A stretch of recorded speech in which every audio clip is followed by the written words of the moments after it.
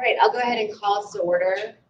Just to make a note, we don't have a full quorum, but we aren't voting on any business other than the minutes tonight. So that's why we want to go ahead and just get started, just be respectful of everyone's time. Before we start public comment, I just want to read the note. The Family Life Advisory Committee welcomes and encourages public comment. Registration to participate in public comment begins 30 minutes before the posted start time of the meeting. Public comment is not intended to be a question and answer platform with the committee members. Generally, committee members will not respond to comments made. All those registered to give public comment will be granted 3 minutes and will be asked to complete comments when the buzzer sounds. A total of 30 minutes is allocated for public comment on today's agenda. Those members of the public wishing to share additional comments with the committee may do so by emailing flackinformation@fcps.org. And just a note, again, tonight, since we're in a different location, Brian Griffith will be keeping the time with, oh. There you go. There you go. Look at that technology. Give 1 second to the video. So to start, we have Jamie Brenna. I'm sorry, I had a chicken scratch for you already. Apologize. Thanks, everybody. So I've watched these videos that were submitted with the FLAC notice, and I'm dismayed that they're being considered, specifically the first and second grade video. I'm not sure what we think we're accomplishing here. What is the goal? Doesn't each child that attends our school know who they live with, who's in their family, who their caregivers are? Of course they do. I believe in protecting the innocence of children. I believe in making sure they have a strong sense of security and are well-grounded. When my children were in first grade, they didn't know anything about divorce. They didn't know anything about adoption. They didn't know that if anything could happen to them, what would happen to them if something happened to both of our parents and we were no longer able to care for them. They didn't know these things because we made sure that their world was solid, happy, and provided a sense of permanence, that they needed to thrive and feel secure. But why do you feel it's remotely appropriate to introduce to children concepts like the concept of divorce? Who is qualified to answer their questions in a manner that is consistent with their family values or their faith? If parents are together and that is the only life they know, why would you introduce the fear and uncertainty of divorce to people who will never be touched by it? Why would you introduce the fact that there could be a child who is living with their parents living without their parents to kids who will never experience that? Children at that age are not developmentally prepared to understand or empathize with others over such challenging situations. Instead, they internalize the situation. They don't look at Tommy and think it's totally fine that his mom and dad don't live together. Instead, they wonder what could go wrong in their own family that could make their daddy leave. They wonder what could possibly make mommy marry somebody else. Maybe they don't like or know their grandparents, and yet they're going to contemplate a life where they have to live with these unknown strangers. You are introducing fear and anxiety, and depending on how their questions are answered, trauma. Last year, a friend's daughter cried at bedtime every day for more than a week, fearing that her father and mother would get a divorce and she would have to live with a new daddy. That came from information discussed in the classroom. What benefit did that poor, sweet child get out of having these concepts introduced to her? We are practicing pop psychology on our kids. Our staff are not adequately trained, nor do they have to deal with the fallout. Nobody else was there when that poor child was crying every night, wondering if her father was going to leave their family home. It's almost like the intent is introducing concepts and lifestyles that are not ones that some children will ever experience nor will ever become part of their normal everyday life. They can't possibly benefit from this. I hope you consider that these materials are not acceptable to be presented to our children. Thank you. The next up is Elizabeth Maestri. Did I say that correctly? Thank you. I'm approaching this sort of from a different angle. I read an article from the U.S. News, and it was about Frederick County Public Schools. And in it, it mentioned the test score proficiencies. I don't know if all of you are aware, but elementary school, only 25% of the children passed. Middle school, 17% passed, and 10% passed math. Reading, you have 29% of the elementary school passed, 42% of middle school, and a big 63% for high school. These scores are just terrible. It's very upsetting to read this. So that means 75% failed, 90% of high school students failed math. Then we have that the graduation record. You have like 94% of people graduating from high school, getting high school diplomas. Yet 90% of them fail math, 40% are below reading levels. And I'm just wondering, from the academic point of view, which the Board of Education in school is supposed to do, is supposed to teach the students, I'm wondering what these diplomas are worth.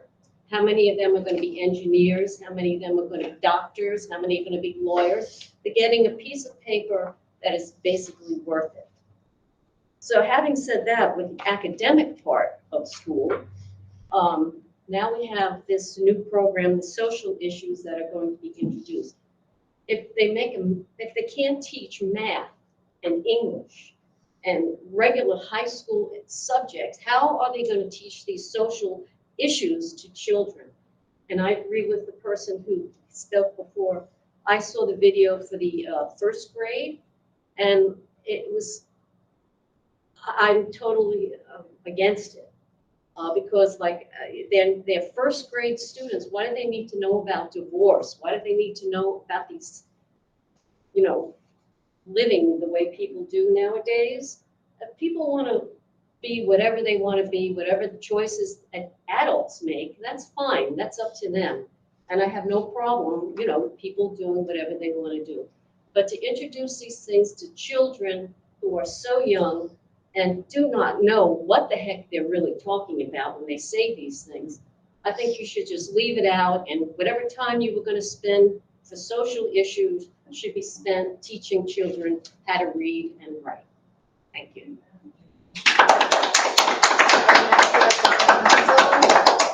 Donna? Sorry, how do you say your last name? I'm sorry. Heisel. Heisel, thank you. Well, look, I just kind of was looking at this last night and stuff. So, I just have a problem with, how they, dads. It's just, it shows in one of the books, we have dads, two dads. And, do children really need to know? Do other children need to know that there's two dads in one family? Do they need to experience all this stuff? And if they have a question with the teacher, and they ask the teacher, what's that mean, as a dad and a papa? What's that mean? And how's the teacher going to explain that? Why can't the parent teach their children? Why can't this book be in the library if the parent wants the child to learn this stuff? I don't understand why we got to be so involved in all the children's youth of different things that the parents could teach. Just teach them to love each other and be respectful. And if they're not, then take care of them. Punish them then for being out of hand. But don't punish the whole class for being, doing different things. My son, he had an issue because an art teacher, he yelled at the whole class. And the boy came home petrified. And it wasn't him, and he wanted to learn how to write checks, how to drive a car. I had to take him to therapy. So children, they don't need to be taught different things that doesn't involve them. It didn't involve my son that the teacher was yelling at that one kid, but she did it to the whole class. So if you get my point, let's let the parents teach these children that there's other diversities and things going on. And, I don't have a problem. I love everybody. And I think most children do. And, we just don't need, we need to learn the reading and the writing and the arithmetic and the play and have fun. I watched my grandchildren at the swimming pool. They didn't care who they played with. They didn't. They loved everybody. But if you start teaching them, oh, well, you gotta, you can't do that, and you can't do that, you gotta be this, you gotta be that, their nerves go bad. So, that's all I got to say. And I'm new at this, so God help me, and God bless all of you, and all that good stuff. Thank you.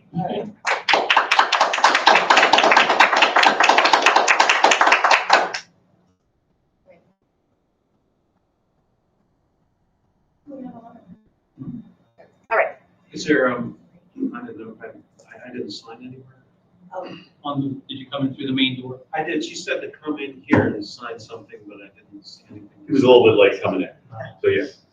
We're still gonna. No. Okay. Yeah, can you come up, and the paper's up here? Thank you. Right here? Right there.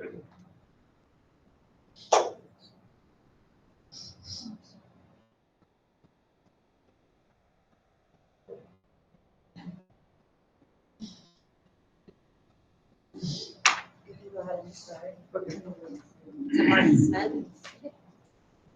Will you tell us your name for public? Mitch Scott. Mitch Scott. I took a quick look at the books, and the best I could come up with was like, well, there's not much wrong with them. I do think they are controversial, but I think that having a statement that there's not much wrong with them isn't a good reason for us to spend money to put them in libraries for our kids to look at. They should be something like, clearly this is a great thing, and we should put it in there. That's why we should spend money and resources and time getting those resources into our libraries and teaching our kids it. Again, kids are kids, and they're wonderfully ignorant and unobservant of how they are different from each other, and they love everybody equally. I'm not fond of the idea of trying to point out differences between people and ways of behavior that will actually pre-taint the way kids naturally react with love and acceptance of everyone around them. So for those reasons, I'm not for these 3 books being introduced into our system.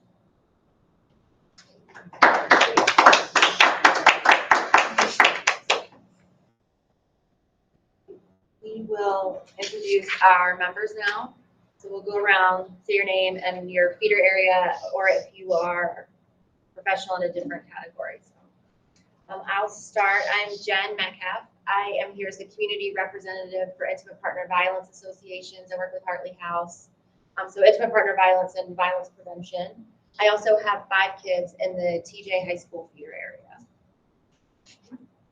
Callie Zanarini. I'm a parent in the Linganore feeder area, and I have 2 young kids that are in the feeder area for the Linganore. I'm Monica Cecil, I'm the case manager at the health department of the HIV. Daphne Church, I'm a parent in the Brunswick High School feeder area. Wilhelmina Don, I'm a parent at the Catoctin High School feeder area, and I have 2 children, one in Thermal Middle School and I have a high school. I'm Ray Gallagher, I'm the Board of Education Liaison to CLAP, and I have 2 children in the Oakdale feeder. I'm Jennifer Court. I represent Governor Thomas Johnson High School. I have 2 children at the high school. Kate Wojcicki, I'm a parent in the Urbana feeder. Roman Seidel, I'm the healthcare professional. Amy Wilhelm, health educator at Walkersville with a daughter in the Linganore feeder district. I'm Raven Jones, I represent the Walkersville feeder, and I have a daughter in elementary school. Brian Grimsley, the staff liaison for secondary health and PE here with FCPS. Good afternoon, I'm Jamie Hitch, I'm the curriculum specialist for elementary health and PE, also a liaison to this committee. For the next thing, we will be reviewing the last meeting minutes and then approving the minutes. So everyone, if you could take a minute to look over that, if you have any updates or corrections, just raise your hand and we'll make sure we get that noted.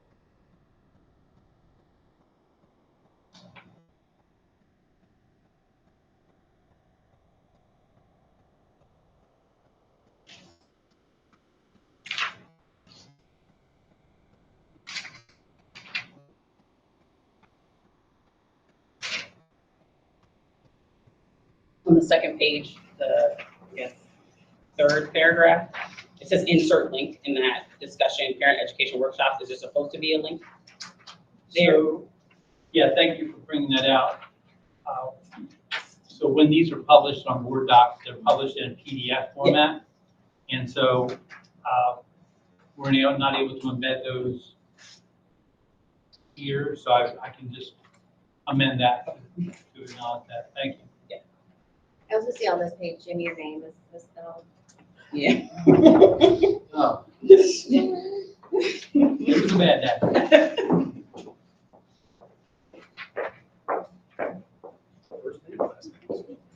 Right.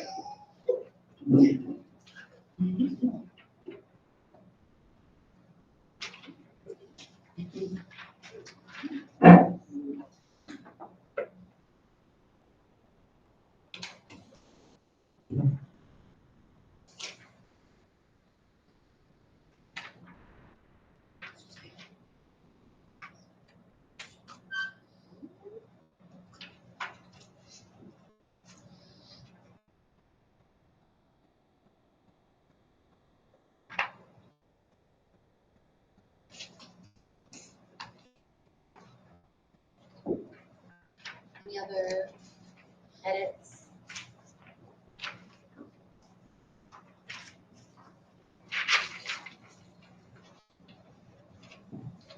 Does anyone want to make a motion to approve the minutes with those two updates? I'll make a motion to approve with the updates. Can I get a second to approve?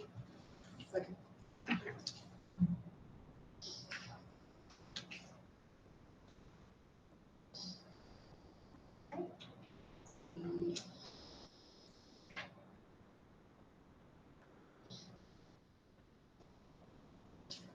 All right, we have a little bit of old business. Oh. Yeah. That's all right. All in favor? Oh, yeah. Please raise your hand. We're approving the minutes I know with you're the edits. right. I have a question. Oh. If we weren't here for the prior meeting, do we just abstain? You can Yeah, abstain. Let's do that. Okay, approving it. Noes, against? Abstentions? Thank you.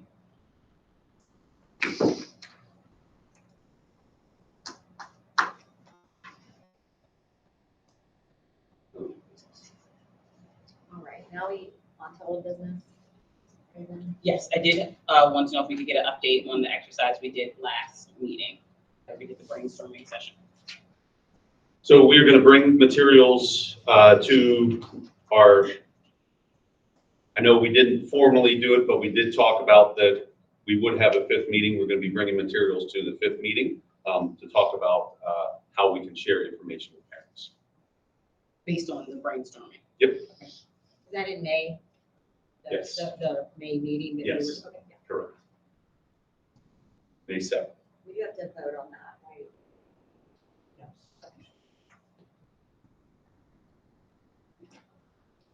Any other old business? So tonight we are going to be reviewing these three videos, but just a reminder, we aren't going to be voting on them for approval or not to approve tonight. Tonight is just to watch and discuss. Thank you, everyone. Really appreciate everyone's adaptability, flexibility. We'll try to speak clearly, loudly, try to work with our best technology here, certainly not the boardroom right now, so appreciate everybody's flexibility. We'll try to get everything you can hear and see very well. So again, appreciate everyone coming. As Jen said, we're going to take a look at three videos, really for the purpose of just gathering information, gathering feedback. No intention to move anything from tonight's business to a board recommendation. Just want to gather feedback. You'll notice, I'm going to give a little context before we get started with those videos. We had some feedback come in asking for that context. So just want to prepare this for us real quick. Sorry, I'll do that in a second. So just providing a little context for the videos we're going to do. This goes back to a meeting of this committee. Obviously, the members have changed since 2015, but through direction of the Board of Education at that time, we were tasked with the idea of coming together with a collective, operational, inclusive definition of family. So taken from the minutes of that meeting, the statement that you have on the board, the inclusive definition of family. Family is defined by different people in different ways. Members of the family are connected together by sharing meaningful characteristics. What matters the most is how your family defines family with you.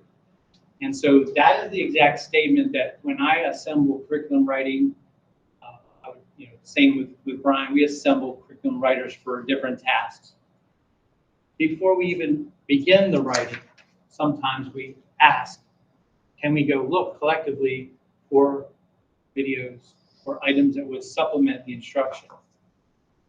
But as they're doing that, they need to function out of the operational definition that's been established in accordance with the curriculum objectives that are outlined in the FCPS framework, standards framework. So that's kind of a little bit of a basis there. Fast forward to March 23rd, 2022, the board chose to approve the standards framework that was adopted at that time. However, nothing has been implemented from that framework to this point. And we maintain our commitment, because this group has already said, we've said it to this group at the beginning of this year, that we maintain the commitment that there will be no new materials for family life education implemented for the current school year, because we have to have the appropriate training, we have to have the appropriate approvals, and ultimately the Board of Education gets to decide what goes into the curriculum and what then becomes implemented. So just a little process check, a little bit of context, a little bit of background. In our first video, our diversity makes us stronger. It is a YouTube link. Matter of fact, all three of these are originally found from YouTube. But I also want to make sure we put that disclaimer out there that should these ever become implemented in our school system, they wouldn't be implemented in a standalone fashion.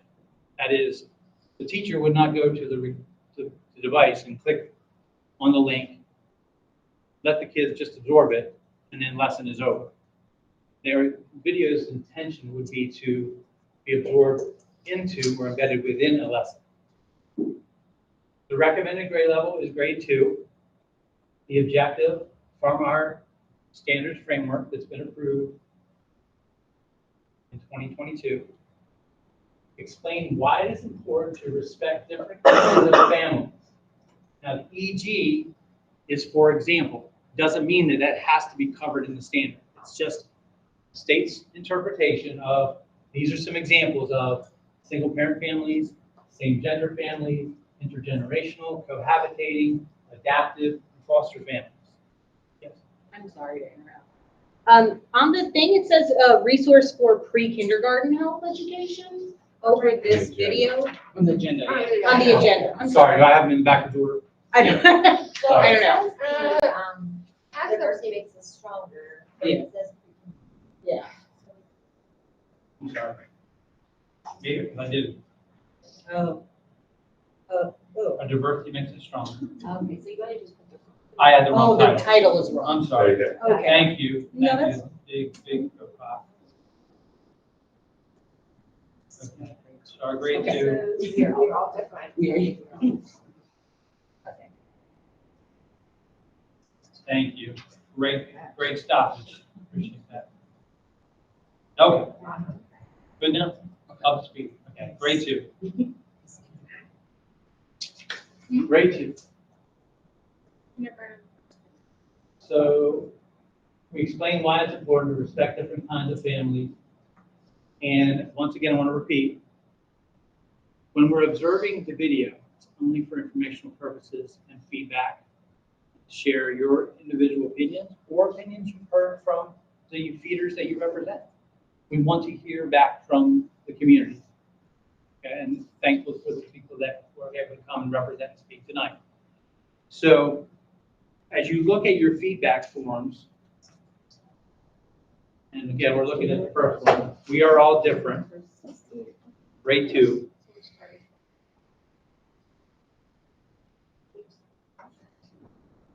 I want you to key in on several things. Everybody's packet. Is it? No. No. Well, there.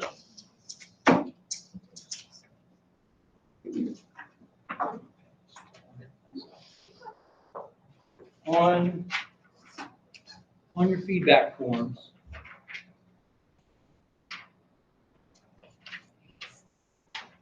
you'll see questions 4 and 5, which really get at kind of the center of the feedback that we're looking for. Because again,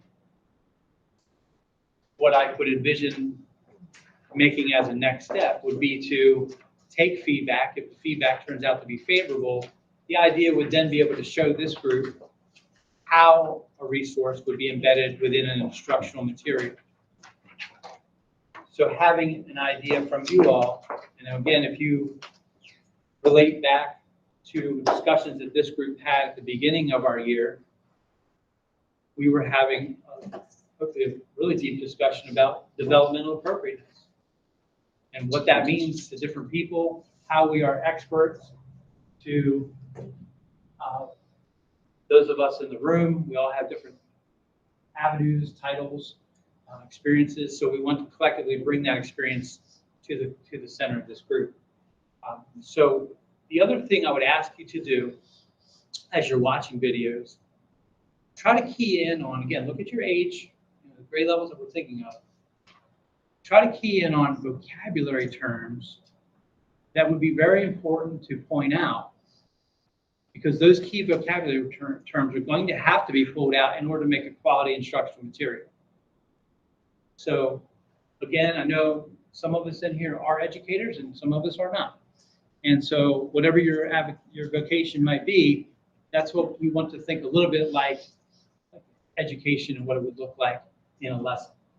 So there'll be probably some stoppages for YouTube commercials. Please realize that the commercials would be taken away if they were ever to use in our schools, and we would make sure that we would delete those. With that, we'll watch it first.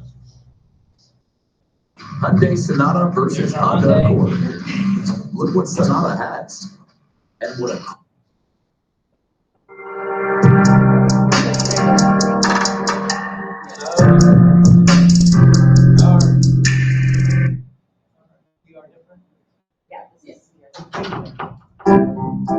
A Twinkle original.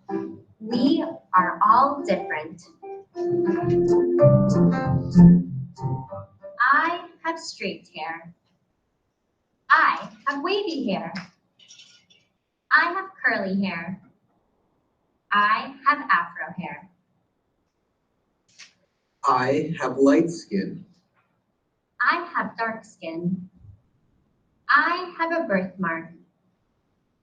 I have freckles. I live with my 2 dads. I live with my grandpa. I live with my mom. I live with my mom and dad. I have a cat. I have a goldfish. I have a turtle. I have an ant farm. I have 2 big brothers. I have no brothers or sisters. I have a twin. I have a little sister. I speak Portuguese. I speak Bengali. I use sign language. I speak Swahili. I like bananas. I like apples. I like grapes. I like strawberries. I do ballet. I play soccer. I play basketball. I do gymnastics. I like writing. I like music. I like art. I like math. I like green. I like pink. I like rainbow colors. I like black. I like sunshine. I like rain. I like wind. I like snow. We are all different. We are all friends.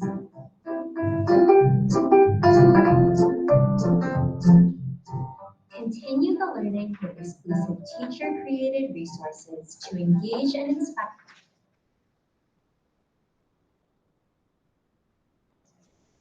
If you would take time to jot down any sort of feedback on your form. Once we give some adequate time, we'll entertain a little bit of discussion. Bearing in mind, I'd like to hopefully get a chance to preview all three. And feel welcome to share your comments, reservations, anything that you feel would be appropriate to the group.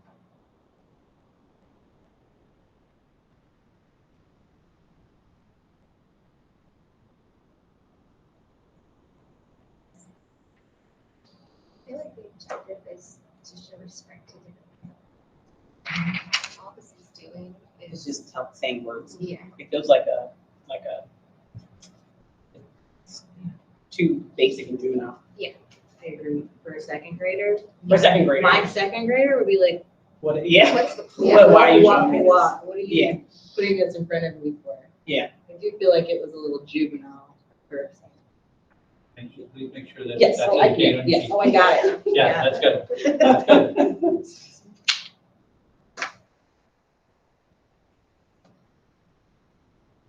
What's not really giving the, I think to your point, Amy, the respect portion. It's just like listing off words and terms, but not providing anything, any real concept of. Yeah. And at the very end, it says we are all friends. Right. It's not true. And not that we shouldn't be able to get along or go to school together or play a sport together. But I think it implies that not all children will be friends, just like all adults are not. So I think that puts an unnecessary expectation. So maybe but we all have a place, but we're all special in our own, I'm trying to think of a way that makes it so that everybody can be unique and different, but it doesn't mean, and we can sit next to each other at school or at a meeting. So and I definitely agree with I'm looking at this through the lens of like a kindergartner almost with the cadence almost. Right, yeah. Speaking of the cadence, I think that it would have been nice to also have diversity of voices, different inflections, different accents, but all very similar in their cadence. And I do agree with the other sentiments that it appeals to juveniles or second graders, maybe younger. Great.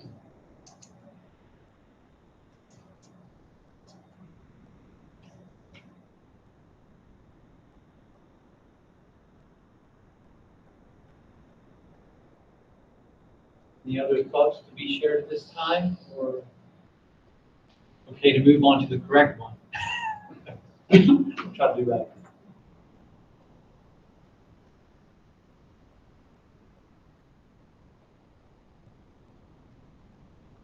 I'll just say, this is Stephanie, I'll just say, I agree with everything. I've written that, what everyone has said before me.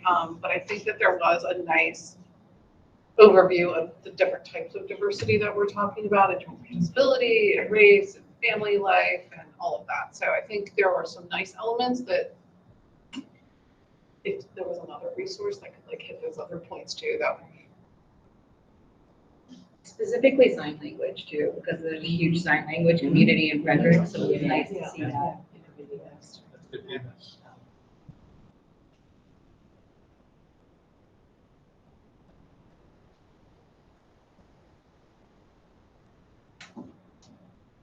I like that it had the diversity in language. I actually do speak Swahili, so. But I had that same thought as you. It was very, there wasn't any, There was you could tell it was accents. two people reading. Yes.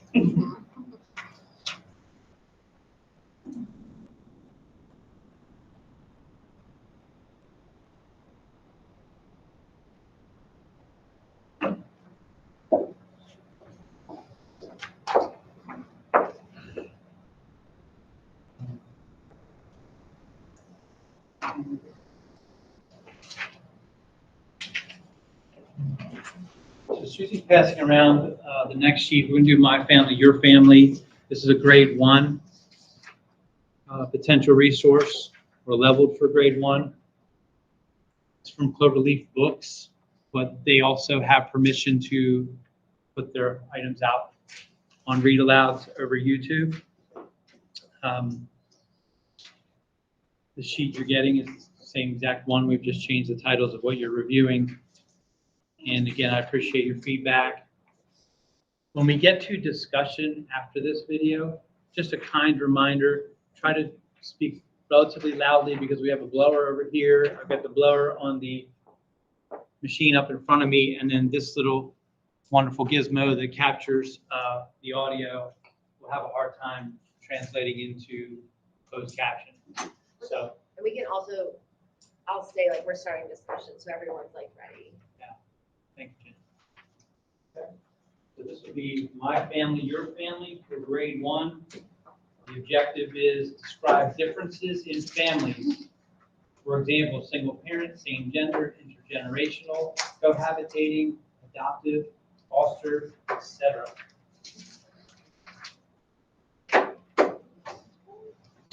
Your Family by Lisa Bullard, illustrated by Renee Carilla. I'm Michaela. Did you ever know that I have best family ever? It's true.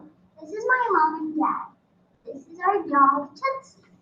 We all really love ice cream, but we love each other even more. Did you notice Mom's belly? She's going to have a baby soon. The doctor says it'll be a brother. I'm worried that will change everything.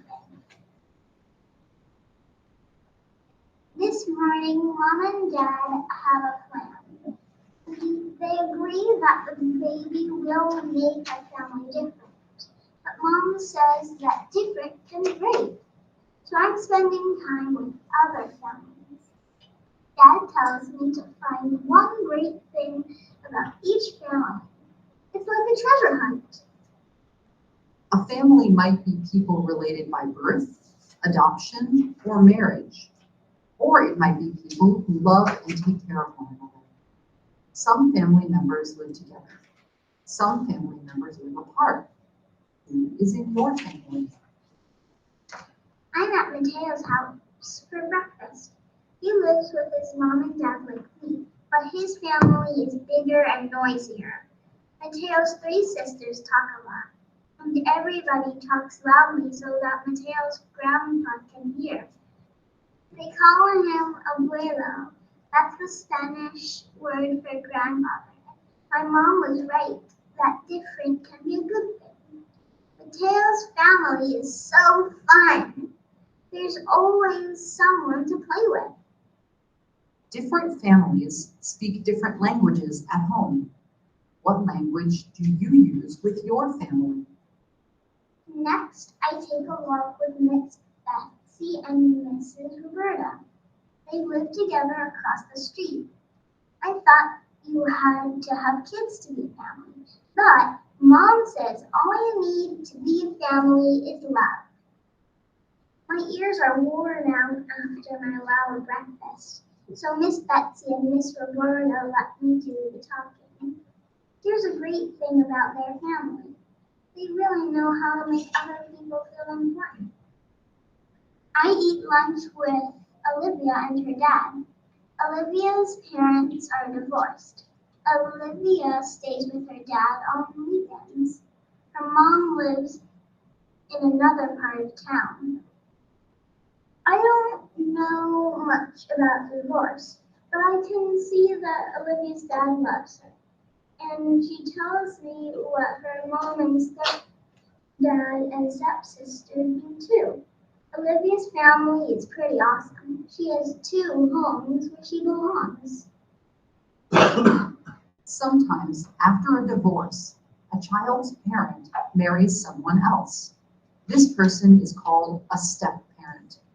If the step-parent already has children, the child also gains step-brothers or step-sisters. After lunch, I visit Jake's family. His grandma and grandpa take care of him.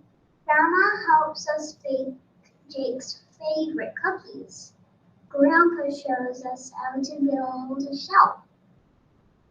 Jake's grandparents have lots of years to learn cool stuff, so they're really good at teaching Jake new things. Next, I visit Parker's family. He's adopted. Parker tells me his mother loved him, but she couldn't take care of him, and Parker's two dads knew he was meant to be their little boy. Here's what's special about Parker's family.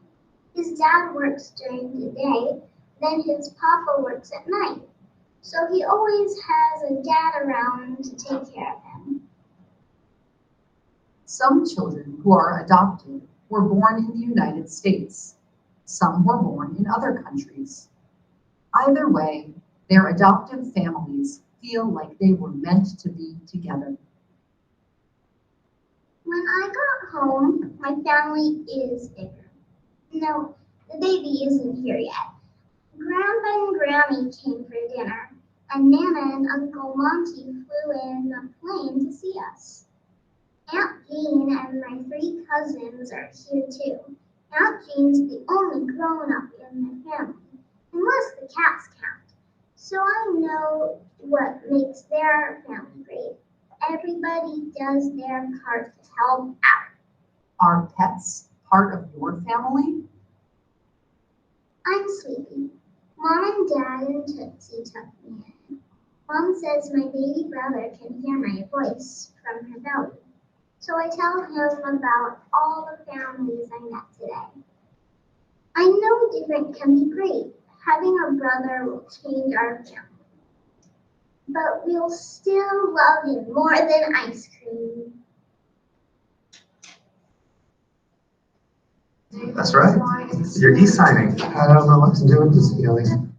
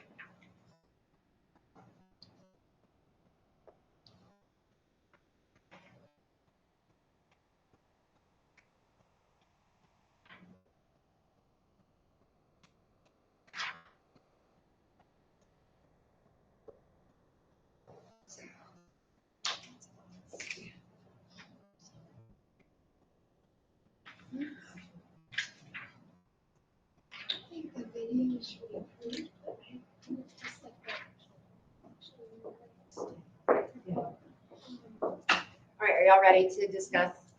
Anyone want to share?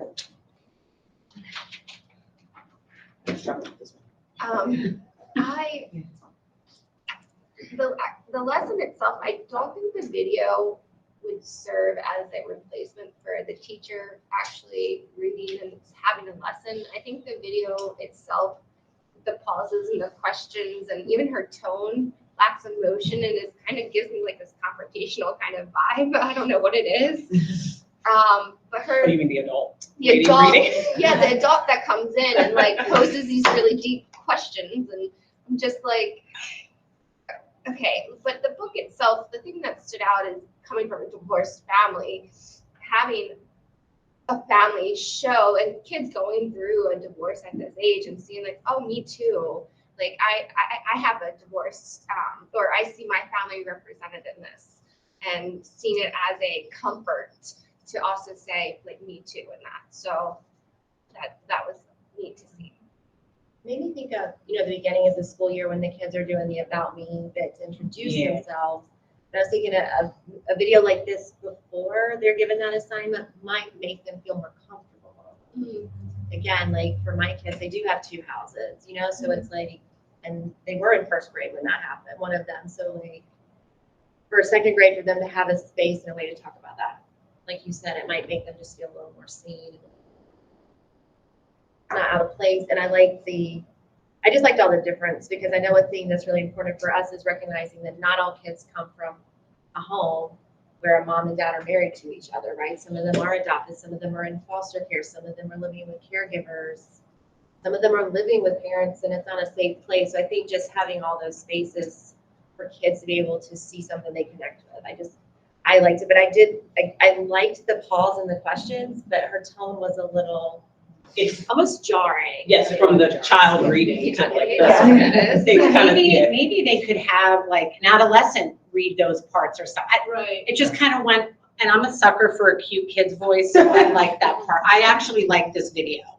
And I've been a social worker for a very long time. I work in the foster care system and the adoption system, and these children have been underserved and under-acknowledged for a very long time. So to see, and we have adoptive and foster families look just like the ones now that we did not have in 1994. So I think it's a really nice, and I like for the grade that it's at, I think kids would identify with that.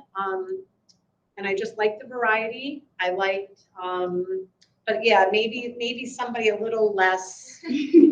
But I wonder if even the teacher could pause and ask. Yeah, maybe the teacher says that We're gonna part. pause for them to answer those questions anyway. I love that, like, are pets part of your family? It just gives them a little bit Yeah. to talk about, so. Yeah. Even maybe not the narrator reading that, maybe just the teacher reading that question.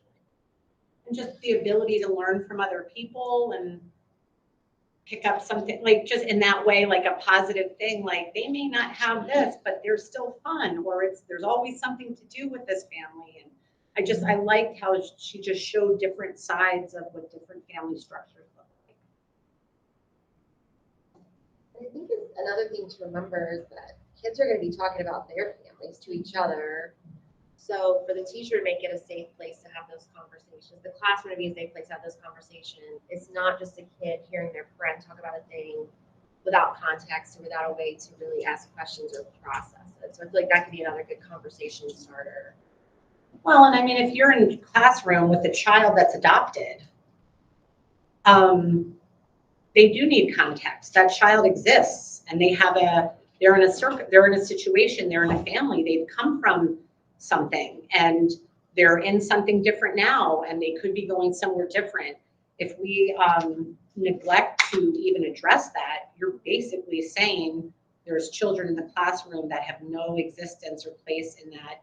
And I think this is showing a child doesn't always come in, sometimes children come into foster care, there's all different reasons, but if it's a parent's inability to care for them, then they're there by circumstance, and they still need to be acknowledged and recognized, and for who's taking care of them. So I really like that part of it. It does. I think it is. It also goes back to the vocabulary words like you were talking about, because I mean, a lot of first graders aren't going to know what fostering is, what adoption is even, if that's not a part of their family or extended family, that could be something, this would be an opening for that to be something, that you pause at that part, and that's that. I think that's a good one to build into any lessons with that. So also just having different shift that your parents work on, like that's something that people don't think about at all. And I have had to explain to my children so many times, no, I have to go to work at 5 p.m. today, Not everybody works 9 to 5. Exactly. So that's also, and I know there's lots of kids whose parents work different hours and everything too. So I know that has not as much family oriented, but that was nice too. Speaks about the structure. Yeah. Their availability, accessibility to the kids. I think the key to this being successful is that even though we're highlighting differences, it does it in a way in creating unity. And the unity is centered on love, and it starts with the definition, all you need is love to be a family. And even a teacher could say, well, in my family, I have a cat and 2 dogs. And, you know, like in that conversation, it really opens the door to have a safe place to discuss the differences in a loving collective unity manner. So that's what I like to do. I wonder, I made the note of maybe if this one might be better for 2nd grade and the other one better for 1st grade. I mean, I don't know if anyone else. I think that's what I was struggling with was The only thing. the grade. And then that, like you said, that it feels like it'd be more valuable reading it versus playing a video to the children. I do agree with if it was like a book to read, that Yeah. might be better, because with the voiceover, I feel like it's better for a 1st grader, just because that's when you're learning to read, Yes. and that's where you're gonna Yeah. be seeing that. But with 2nd grade, you mostly can, I feel like it might be a little juvenile with the child speaking for a 2nd grader. But I think that the intent, the book itself and the story in it is great for a 2nd grader as well, too, so. Yeah, I wish the 2nd grade video had Right. this level of content, but Yeah. just for what they were Yeah. doing, you know what I mean? Like, because the second, it just seems so small. I'm still sticking with that like kindergarten level. Because it's just short, couple of words. But yeah, I like this for 1st grade, the way, like, I mean, you're thinking what, like 6, kids are turning 6-ish, if they're 6 to 7, yeah, so, yeah, they turn 7 somewhere probably in, so. Anybody else? I think they should be, I don't think it's a 1st grade level. I feel like it should be at a different, like a higher level. Because at 1st grade, they're not, some of the languages or words that are being used are being confusing to some, like 1st grade or 2nd grade. I think it should be at a higher level. Because they're gonna have more questions, I believe, and answers, just from me listening to them.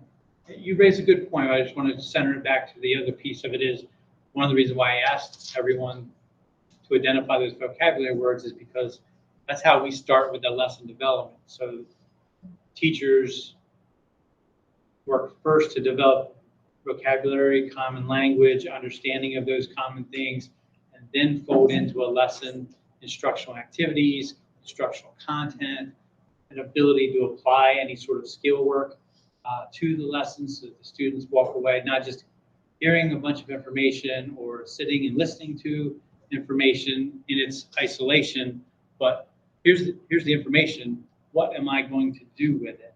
And I'll share more comments after we get to the next video. I don't want to say a whole bunch that would influence anyone, but your feedback is tremendous. So I really appreciate everybody with that. So we move to the next.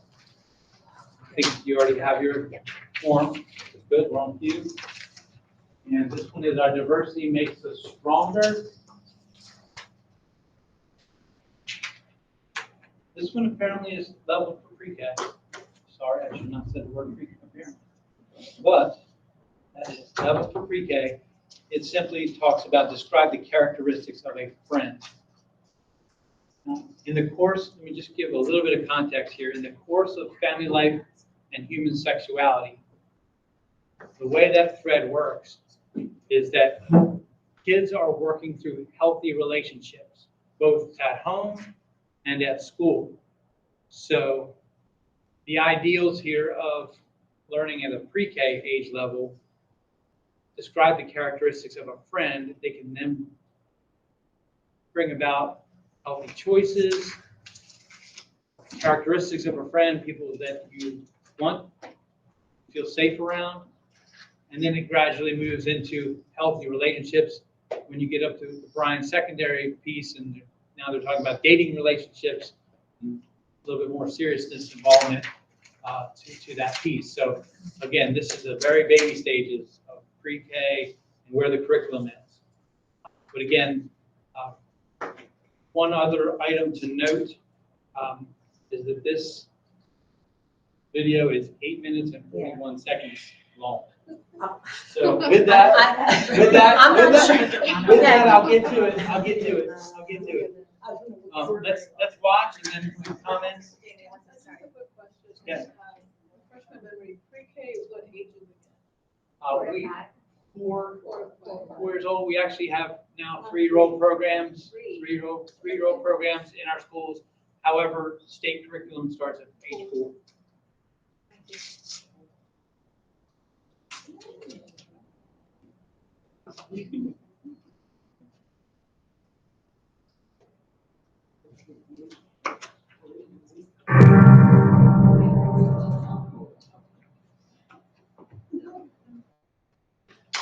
Reading Pioneers is proud to present Our Diversity Makes Us Stronger, written by Elizabeth Cole.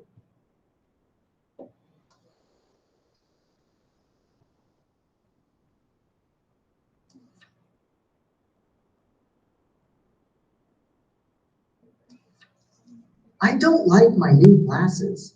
They're so big, round, and blue. Being different from other kids is something scary and new. So what should I do? Should I hide them in my backpack or maybe in my pencil case? I'm afraid everyone will tease me when they see them on my face. So what is it? I feel Sorry. That'll happen. Hi, Nick. Look, I got new braces. They sparkle in the light. They will make my teeth healthy and help correct my bite. Let's go, hurry up. We don't want to be late for school. And by the way, I like your glasses. I think they're cool. Are they? Maybe being different isn't so bad. Sarah has new braces and she doesn't look sad. Diversity is of value, no matter what others may say. I guess we are all different in some special way. From the skin we live in, to the way we wear our hair, from the God we pray to the food we eat and share. Jason loves his skateboard, and Billy rides a bike. Some of my friends go by bus, and me, I like to hike. I don't like playing football, even though I'm a boy. Ballet dancing is what brings me happiness and joy. Because of my accent, I sound different from you. But remember, for me, your language is different too. I can't hear very well, but it won't ruin my plans. That's why I learned sign language, by using my hands. Wow, we are so different, and it makes us unique. From the way we smile and walk, to the way we speak. Fatima wears a red dot, and Milan has freckles on his face. Without our differences, the world would be a boring place. Every day, I respect those who are different from me, and they are as kind to my differences as they can be. We all have different wishes. We dream different dreams. I love nature, so I will protect forests, seas, and streams. One day, I will visit the moon and fly to the stars. Maybe you will heal people, but I'm going to heal cars. I want to catch thieves, so I will work with the police. I will be Miss World and take a stand for world peace. I want to be a teacher and work at my school. And I will be a scientist and invent something cool. What also makes us different is how we feel. With the same situation, we differently deal. I don't like to wait in line. It makes me upset.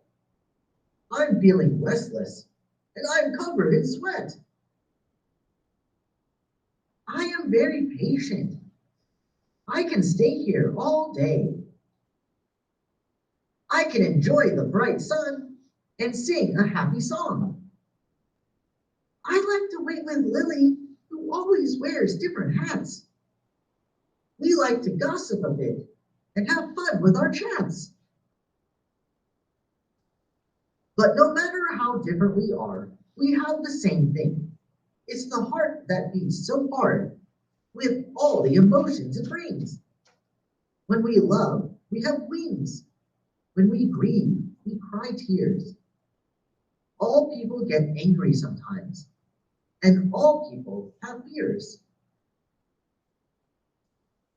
And when we are scared or cry the saddest tears, our family will drive away all sorrows and fears. Some will find refuge in their mom's warm hugs. Some will call their dad to fight the yucky bugs. Some will read the Quran with bliss upon his face. And for some, the Bible will be the peaceful place.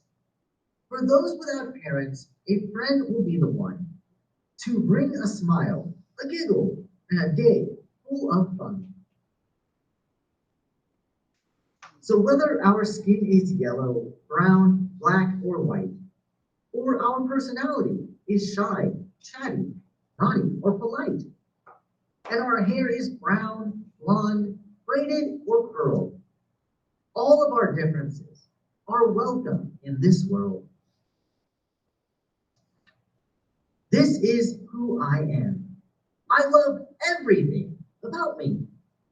Accepting myself the way I am makes me feel free. I will proudly wear my glasses every day, all day long. I accept myself and others. Our diversity makes us strong. Diversity is not about how we differ. Diversity is about embracing one another's uniqueness. Ola Joseph. We're gonna maybe just take 1 minute to finish writing down, and then we want to get through this so we can finish up. We do need to vote on that other meeting. So.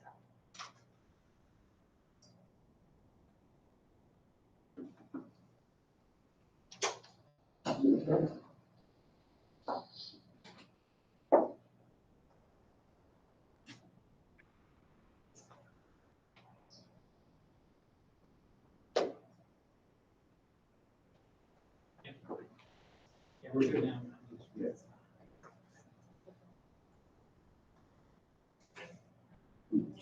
Good morning, Brian. It's getting a little dark in here, so. All right, let's go ahead and share some comments on this. You can keep writing while we're talking. I did not like this video. Yeah. I guess, are we sure this was recommended for pre-K? Yeah, that's like, Okay, okay. Yeah, it seems like they're all out of order. Yeah. But I mean, I could barely pay attention to it through that. It's too long. There's lots of words. And I'm not understanding how it's meeting the objective of describing the characteristics of a friend. it's committing to things Yes. that are not necessarily, again, when we're asking about objective, factual, it's committing. If you don't have parents, your friends will make right. you smile. Yeah. I mean, yes, that could happen. I'm not sure that's what we're trying to say. There were like glimpses of stuff like you have a place somewhere, Yes, you're yeah. meant to be here somewhere, Right. and I like the page turning, because I was like, that looked like a real book for a 4-year-old. That was about it. I was gonna say, the only thing that I really liked about it was the quote at the end. Yeah. I thought was Right. Yeah, that was, we could use that as an opening to teach more about diversity, because again, with the vocabulary diversity, that's, I mean, that's it. Just that Gossip? word. What 4-year-old is talking about gossip? Oh, no, and they don't know, I mean, grief, they're not talking, Grief. yeah, like, and it says, oh, we all cry when we grieve. That too. I know a lot of people that don't cry when they grieve, so like, I just think it was putting things onto people that they, and I don't want them to feel worse. Well, I didn't cry when my grandpa died, because sometimes little kids don't cry. Right. So like, I just, I'm not sure it has a place in a classroom, that's my. So not to cut you off, but, I mean, I'm establishing some consensus here. I appreciate the most recent comment there about there might be some snippets or things that could be used to craft a lesson, but clearly, correct me if I'm reading the wrong vibe, this would not be something we'd want to include in a lesson as something that supplements a lesson. You know, full video, read the story, narrate. Okay, appreciate that. So I got 35 seconds to get into my final quick comment. Again, when we bring videos forward, they are very, very limited in ages 4 through 12. You know, I would say, you know, asking Brian real quick, most of the videos this group looks at are usually for our upper middle school and mostly high school. So I'm not personally sold on having to stay close to a video to use to enhance or supplement. I feel pretty strong that our curriculum writers would find the means of writing strong lessons with better, more accurate messaging than some of what was put here. But again, I do appreciate your feedback. Thank you for capturing things and taking the time to write down things that you shared here publicly. It's going to be a great help. Again, appreciate additional feedback.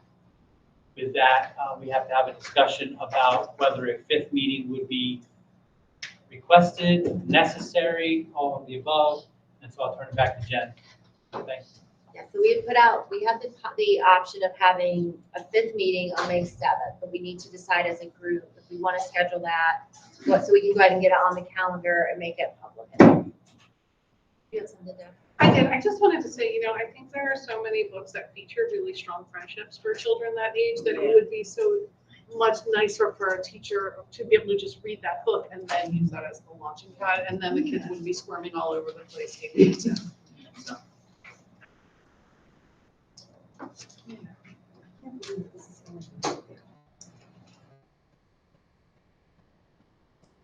So any thoughts on the 5th meeting? That would give us an opportunity to review, the purpose of that meeting would be to review the parent workshop brainstorming session, maybe a little further down that road and be able to potentially make some recommendations to next year's FLAC regarding the parent education workshop. Are there any objections to? Possibly YRBS as well. I'm not holding my breath, unfortunately. But it should be out within should be out in April, hopefully. So I'm not sure if a presentation would be available and who would be ready to then, but hopefully we would be able to have some data at that point in time to share. That's the youth risk behavior survey.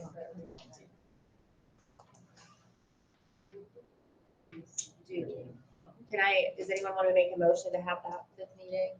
Yeah. Make a motion. Does anyone have a second to that motion? So Callie made the motion. Jennifer, can we, all in favor of having the 5th meeting, if you could raise your hand. And this is no pressure, just no pressure. Anyone opposed? Say, all right, so we will plan on that, and then so we'll get that on the calendar and we will get the agenda out in a timely fashion. To everyone. Are there any final thoughts, questions, feelings before we adjourn?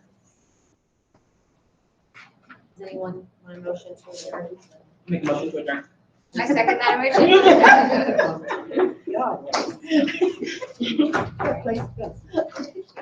And just, if any of y'all are unable to make it to that last meeting, I just want to thank you for your service this year. But we'll be reaching out regardless. Most likely reaching out between now and even the next meeting, just to get a feel for whether you want to continue. Some of you are only in your first term and you have the ability to have additional terms. And so that information will hopefully be collected before we meet in May. That way we can be timely with that request to the board, because they'll need to put out a call for either replacements or additional members. I can't believe it. 5:51.